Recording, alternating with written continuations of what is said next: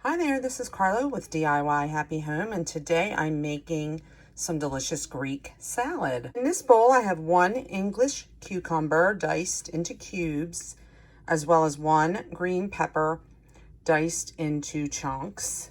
And I have been soaking my red onions here for about 10 minutes in ice water, and I thinly sliced half of a red onion here. I tossed my sliced tomatoes with a half a teaspoon of salt, and I allowed them to sit in this colander for 30 minutes. Add them into your salad bowl. And I'm going to drain my onions. Adding in my onion. In my measuring cup here, I have 2 tablespoons of red wine vinegar, and I'm adding 1 teaspoon of dried oregano, 3/4 teaspoon of salt, about a half a teaspoon of fresh ground black pepper. I'm going to whisk this together. I'm going to add this to my salad.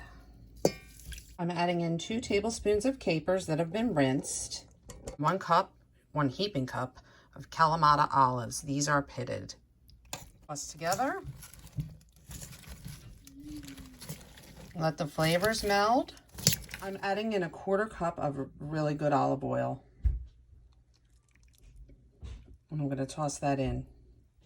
Get out a beautiful white platter and get ready for the feta cheese. Pile delicious triangles of feta on top, a little more oregano on top, plus sprinkle a little more olive oil.